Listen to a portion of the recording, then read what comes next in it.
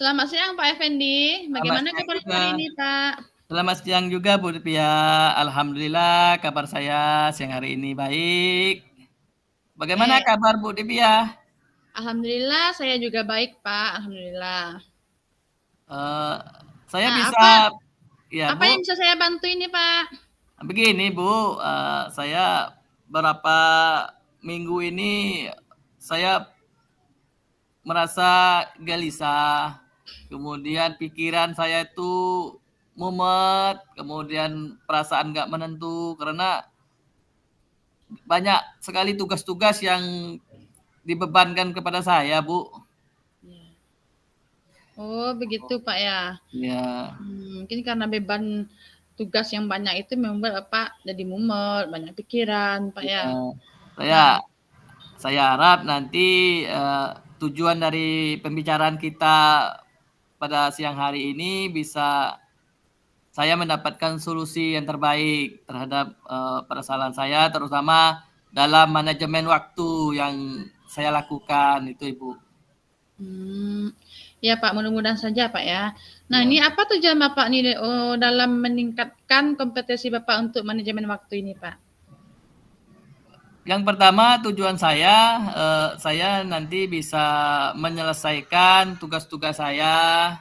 Saya ini ya Bu ya, tugas saya sebagai pendidikan guru penggerak, kemudian tugas saya sebagai pendidikan profesi guru, kemudian tugas saya sebagai wakil kepala sekolah.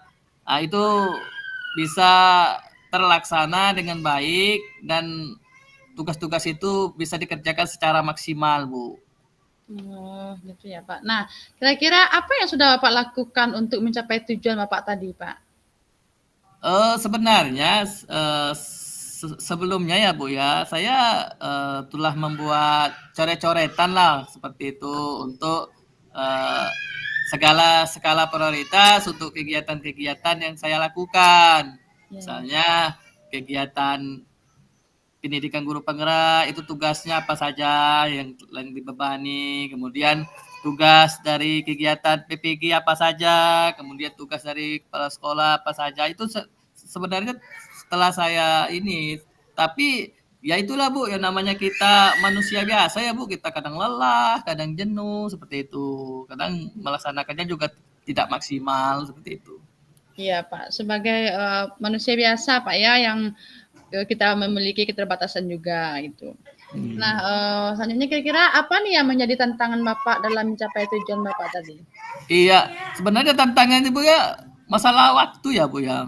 Kadang saya bingung gitu loh mengatur masalah waktu, apa sih tugas yang harus diselesaikan dulu, kemudian eh, tantangan lainnya itu eh, tentang kesesuaian jadwal saya juga, karena kan saya eh, tugas mengajarnya juga jauh ya Bu ya dari tempat tinggal seperti itu, sehingga dari faktor fisik juga mempengaruhi itu. Jadi saat kita mengerjakan tugas itu kadang kita terasa lelah, kemudian tugas itu ditinggal, tidak dikerjakan lagi. Jadi malas untuk mengulang gitu. Karena seakan-akan tugas itu dikerjakan saat memang mendesak seperti itu Bu. Kalau bahasa kita itu kan sistem SKS itu. Iya. Mengerjakan tugas sistem kebut semalam selesai. Sehingga tugas-tugas yang dikerjakan pun tidak maksimal ya Bu ya. Nah, Iya, iya. seperti itu. Iya, memang Pak ya, terkadang kita memang kesulitan untuk manage waktu tadi itu, Pak. Nah, di sini saya yakin kemudian untuk menghadapi tantangan yang sudah Bapak sebutkan tadi, yang sudah Bapak sampaikan tadi, apa nih kira-kira yang Bapak butuhkan untuk mencapai tujuan Bapak tadi, Pak? Ya, yang pertama yang saya butuhkan, saya mudah-mudahan bisa untuk menjaga kesehatan ya Bu ya, fisik yang baik, sehingga saya bisa bersemangat untuk untuk mengerjakan tugas-tugas saya itu.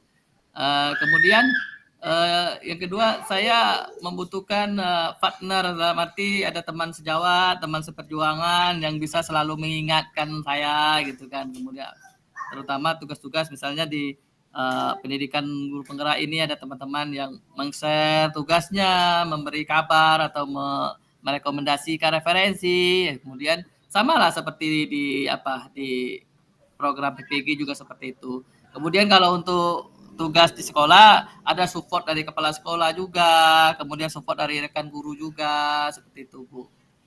Ya, memang Pak ya di saat kita dalam keadaan seperti itu kita memang butuh sosok orang-orang sekeliling kita, entah itu dari keluarga kita, entah itu dari teman-teman kita, dari rekan sejawat kita di sekolah, di rumah juga seperti itu Pak ya. Memang sangat kita butuhkan seperti itu.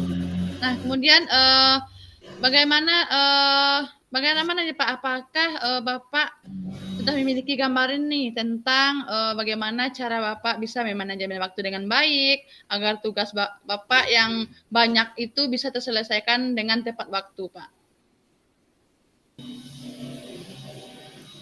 Ya, telah banyak ya Bu yang saya lakukan.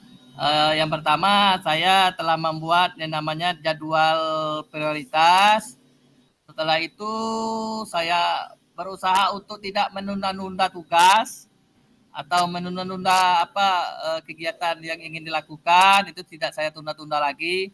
Misalnya tugasnya harus diselesaikan, nah untuk satu hari ini harus selesai, sehingga kita nanti tidak terbebankan dengan tugas-tugas berikutnya seperti itu. Kemudian saya lebih responsif lah untuk menanyakan kabar kepada teman-teman yang lain, teman-teman seperjuangan, tugas apa sih yang harus dikerjakan, bagaimana mengerjakan tugas itu, referensi apa yang harus dibutuhkan, contohnya seperti apa, seperti itu Bu. Itu sudah saya lakukan dengan baik.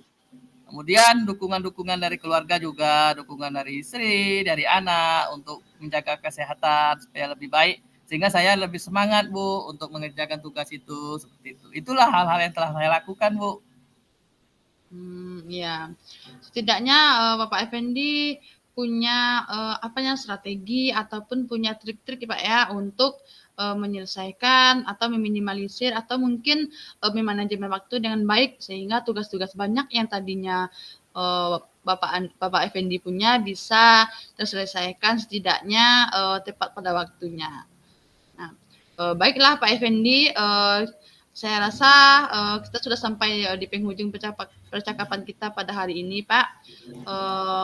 Semoga apa yang kita bicarakan hari ini ada manfaatnya untuk Bapak dan semoga Bapak bisa menerapkan strategi atau melakukan trik-trik untuk memanajemen waktu dengan baik sehingga apa yang menjadi tantangan Bapak, apa yang menjadi tujuan Bapak bisa terlaksana dengan baik juga dan setiap tugas yang Bapak berikan, yang Bapak lakukan bisa terselesaikan dengan tepat waktu dan baik. Baik Pak, sebelum saya mengakhiri percakapan kita ini, saya mau bertanya nih sama Bapak, kira-kira bagaimana lah perasaan Bapak setelah kita melakukan coaching ini Pak, proses coaching ini Pak. Apa yang Bapak rasakan Pak? Yang jelas perasaan saya lebih tenang ya Bu ya, pikiran saya lebih terbuka, kemudian perasaan saya lebih lega seperti itu. Beban saya bisa terurai lah seperti itu. Ternyata selama ini memang kita membutuhkan suatu pengembangan diri pada teman sejawat ya, terutama ya saran-saran dari teman sejawat juga melalui coaching ini ya Bu ya. Saya juga bisa lebih senang untuk menjalani segala aktivitas-aktivitas saya ke depannya. Terima kasih ya Bu Devia atas coachingnya dan sangat bermanfaat sekali bagi saya. Iya Pak Effendi, sama-sama Pak Effendi. Mudah-mudahan kegiatan kita hari ini ada manfaatnya buat kita berdua Pak ya. Semangat selalu Pak Effendi, semangat sama-sama untuk kita. Ya.